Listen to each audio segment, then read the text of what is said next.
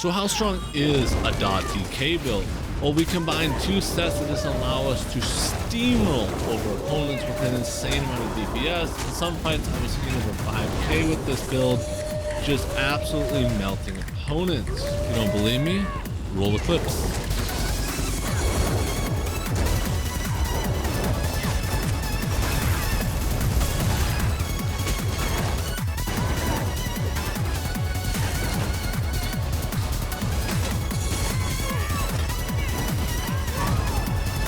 This build doesn't really lack anything either. It has very good sustain, very good survivability with the overall tankiness, and you can just switch out one of our dot abilities for movement abilities, and then you have pretty good movement as well. Without further ado, let's jump right into the skills. Alright, onto our skills here. I'm rocking Molten Whip here as our main spamble, an amazing ability, nothing else to be said there. I chose to run Shattered Rocks here because it heals you when the stun ends, which I think is amazing for extra survivability, and it basically helps you sustain better overall since you don't have to heal as much and you can heal while being aggressive. Now, Burning Embers is an amazing dueling ability, and I highly recommend running this if you don't want to run any mobility skill whatsoever, but this is our flex spot for the build, so if you want to run something like Wraith Against Time, it will go here, or something like Elusive Mist would also go here instead of Burning Embers, so this will be your flex spot for the build. Blood Craze here, an amazing damage over time, and it also heals us, once again getting a nice little heal, and this also procs one of our sets later on. Plains of Oblivion here, amazing DK ability, bunch of extra damage every 5 seconds, and it gives us Major Prophecy, increases your weapon and spell critical rating by 2600, which is massive, and we have it up all the time. I run Ferocious Leap here. The damage shield you get from this is just too good to pass up. It allows you to be aggressive and defensive at the exact same time, but if you're just a corrosive armored enjoyer, I recommend putting corrosive on the front bar here and going over to Citric Order and getting Temporal Guard and putting this on your back bar to reduce your damage taken by 5% on your back bar. Elemental here, this will proc our Bait Strand back bar, that's why we're running this. Plus it gives us Major Breach, and it procs all the status effects as you can see down below, which is super good for actual extra damage, and the Major Breach is also very nice. Degeneration here, this gives us our Major Sorcery and Brutality, and it's a very good dot actually, so I like running it. You could run Spell Pots on this build and drop Tripods, but I don't think it's worth it. If you were going to do that though, run Spell Pots and not Tripods. I recommend dropping both Burning Embers and Disintegration here, and running one mobility skill such as Race Against Time instead of Burning Embers. And then on the back bar here, I would actually run Cinderstorm here for an amazing heal over time. This is very, very strong, gives you a bunch of extra survivability, so if you do want to run Spell Pots and drop Disintegration here, that is definitely an option at your disposal. Resolving Vigor here, an amazing heal, 15,000 health over 5 seconds, and it gives us Minor Resolve, 3k physical and spell resist for 20 seconds. Always want to make sure that's up. And then the Blood here, it gives us a big chunk heal, 10,000, increases up to 50% based on your missing health, so very good. You can spam this a decent amount. Our sustain definitely allows that. We can't spam this too much or you will run out of magic very, very quickly. Volatile Armor, I chose this morph because the flame damage over 20 seconds scales very well with the sets we are running. I'll go more into that later, but this is the morph you definitely want to be running. And then of course Corrosive Armor, though bread and butter. Okay.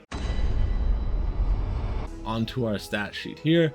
Running 40 points into Magicka, 24 points into health. This is so we get 30k max health and 24k max Magicka. I chose to run Dark Elf here for the extra max stam and max Magicka. I definitely think Dark Elf will be the best race for this build. You could go something like Breton or something like that, but I definitely think Dark Elf for the most overall damage is very good here.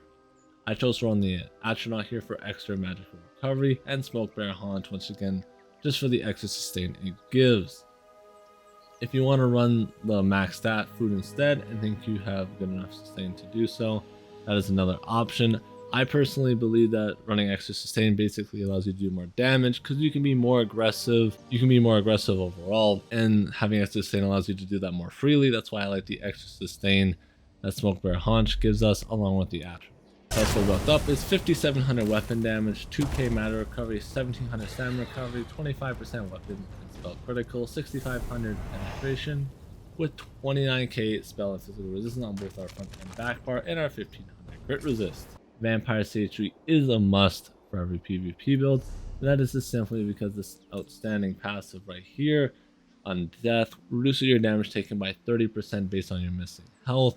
This at 50% HP is already giving you 15% reduced damage, which is insane, and you just can't pass that up in PvP.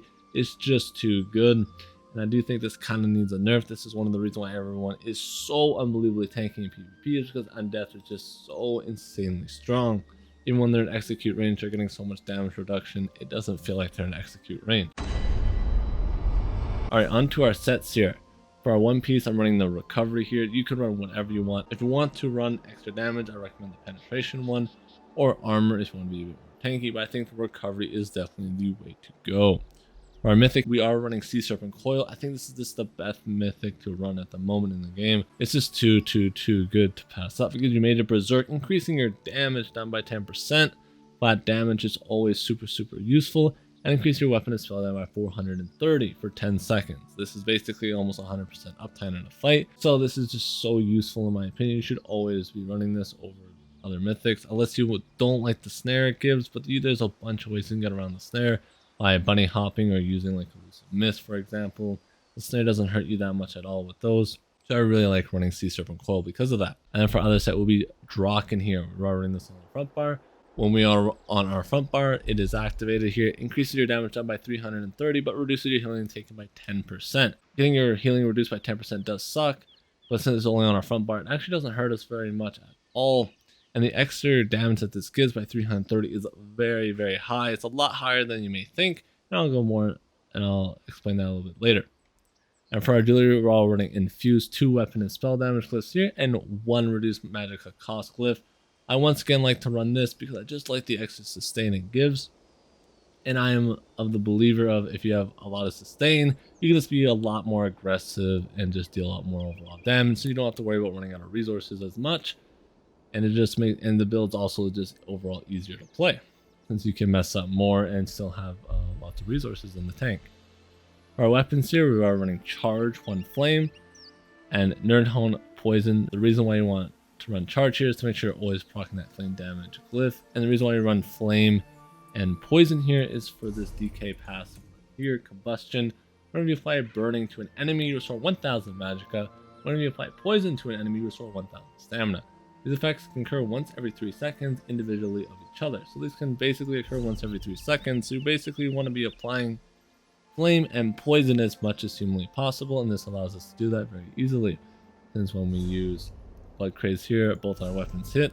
It allows us to proc a lot more consistently. Base Strand will be for our back bar here. Base Strand does a bunch of damage, even though Master does do more damage than Base Strand. I ultimately chose to run Base Strand on the back bar because it allows us to run an Ice Staff. And if you're running an Ice Staff, you have more survivability than running double dual wield. So that's why I chose to run Base Strand. You should run Poisons here, or an Escapist Poison on the back bar here, or just more damaging poisons here on the Ice Staff instead of the weapon damage glyph. Those would definitely be better, but since I'm on the PTS, I don't really care too much to making those. And I recommend running Powered over Defending. And the reason for that is because when you're blocking, defending doesn't really come in that clutch in my opinion. And you want to be running Powered because it just allows you to get off your back bar faster and gets you on the offensive quicker, which I think is super useful to have. And that's why I prefer Power over Defending. For others, say we're running Dragon's Appetite. That is sadly why we have to run Blood Craze. Even though it's not insane damage over time, it does give you a nice heal, but you have to run it because Dragon's Appetite requires it. What this does increases your damage done to bleeding targets by 225. Dealing non-bleeding damage to a bleeding enemy grants you a persistent stack of Dragon's Appetite up to once per half stack.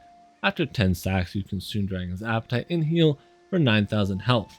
This is super good because you basically get a 9,000 health heal every 5 seconds, which gives you a bunch of extra, once again, survivability, just being able to pop this over and over and over again. So that is super helpful in my opinion, and on our overall survivability. That's why I really like Dragon's Appetite. Plus it gives you an insane amount of damage actually. And then for our armor, we're running 5 heavy on our chest, helmet, shoulders, feet, and legs, all reinforced. 1 medium impen, and 1 light on the waist in pen, all prismatic glyphs by the way. But if you guys want to see how much Draken actually affects your damage, as you can see here, we'll just look at Burning Embers. It says 23,300, and just by removing my sash here, which won't reduce like my weapon damage at all, this drops by about 6,000 damage just from removing Draken. So Draken just does so much damage. You can see this through other abilities such as this. This goes down to 11k from 15k, so this dropped by 4. So you just lose so much damage from not running Draken. That's why I really like Draken. And since Draken does an extra 330, Dragon Appetite does 225. So it's about, I have no idea about the math there, but I think it's about 70%. I want to say it's like 100 damage less. I think it's about 70%. Never do math in a video. But it's around there. So this is still proccing an insane amount of damage. Where this does like 6k on burning, it will probably only do about 4,000 extra damage with Dragon. That stacks, and that just gives you so much pressure in terms of your dots. It gives you an insane amount of DPS actually on your opponents, and makes it very hard for them to heal through it. And they usually just succumb to the dots and die because it's just too much for them to handle. This also does apply to Molten Whip if you are wondering, but it only gives you like the 330 and plus the 225, so it only gives you about 500 extra damage to Whip. It's not that much. It's definitely way more useful on your dots since it applies to Embers, Blood Craze, Plains of Oblivion, Corrosive. It applies to Volatile. It applies to Entropy here. It applies to the proccing of Burning Chill and Concussive. It also applies to your Vate Strand here, as you can see just by switching my bars. It goes from 1300 to 1800, which is just insane. So you do get a bunch of extra damage through Draken and Dragon, and stacking them gives you an insane amount of overall dot pressure. Onto our CP here. For our CP, I recommend running Thermocharge, Deadly Aim, and Wrathful Strikes here. For some reason, Master at Arms wasn't applying to my damage, so I decided to run Wrathful Strikes here over Master at Arms. So that's why I found more damage running Wrathful Strikes as an option. But I would recommend Focus Mending for more open world and stuff, since the extra survivability is always good in my opinion. Since you already have an insane amount of damage, if you are running open world, I recommend something like Focus Mending or one of these like Duelist Rebuff. This one right here reduces the damage taken from area effects. There's more tankiness overall instead of running this. Doesn't increase your damage by that much, but I still think if you want more damage, this is the CP to go with. But if you want more survivability, I recommend running Focus Mending. And for our last CP, it will be Ironclad. Reduces damage taken by direct damage by 6%, and then get all your other CP passive in this fit. For our red tree here, it's very simple. Sustain by Suffering. Since when there's a negative effect on you, this will always be up. And since you have no way to cleanse anything on a DK, you will always have this extra recovery up all the time. Whenever you get feared or stunned, you gain major protection for 3 seconds, reducing your damage taken by 10%. This is super nice since most of the time you're taking most of your burst will be when you're feared or stunned, since you can't block a roll right away, so you'll be taking usually quite a bit of burst, so having that extra 10% damage reduction is super nice. Early CP, Pain Refuge, reduce your damage taken by 2% for every 2 negative effects on you, up to a maximum of 20%. So this can stack up very quickly in open world when you have a lot of negative effects on you. So, and we have no way to cleanse them, so this will stack up very quickly. You'll get a lot of value out of this, so I definitely. And then Survival Instinct reduces your core combat skills by 25%. This helps our stamp sustain by quite a big margin, and our block cost. For green tree, I recommend running War Mount, Gifted Rider, Rationer, and Liquid Efficiency. And the way you want to play this build is relatively simple, since it is a dot build. Kind of like PvE, you're just rotating your dots on your opponent. Always start off with Entropy into Elemental here, and make sure your Volatile and Ball and Vigor is up before the fight starts. Just get a nice heal, and make sure you have the double armor buff, 29k physical and spell resistance, which does make you a lot tankier. You just want to start with the Entropy, go into the Elemental here, start immediately using Blood Craze here to block the dragon, and then just apply your dots as it. And then just spam Whip whenever your dots are ticking, and when your dots are off cooldown, I need to heal you, switch to your back bar, heal, apply your dots, and go back to spamming Whip. Another important thing to note is you always want to be using Shattering Rock. Basically, when they don't have the circle below them anymore, you just want to basically use Shattering Rocks off cooldown, because not only does it have a chance to proc, since it does flame damage, has a chance to proc the burning effect, but it also gives you a nice chunky heal, and it burns their stamina quite a bit by forcing someone to CC break all the time. CC breaking is very expensive. You can see here it's 5k, so that will drain their resources quite a bit if they're not careful. You just always want to make sure you're using Shattering Rocks to force your enemy to CC break and to get the extra heal it gives. And that's the build. Once again, start with Entropy into the base strand there to get the laser beam right there. Proc the blood crates to start the dragon into the burning embers and into the whip spam here. He does 15k, very nice bit of burst damage if you can muster. Once again, if you want to get a mobility skill, I recommend embers for either Race Against Time or Elusive Mist. I personally would choose Elusive Mist because the way Sea Serpent works, it does give you that snare, and Elusive Mist that allows you to avoid the snare since you are teleporting. If you guys have any questions regarding the build, I'll be happy to answer anything down in the comments below. And with that, I hope you guys did enjoy the video.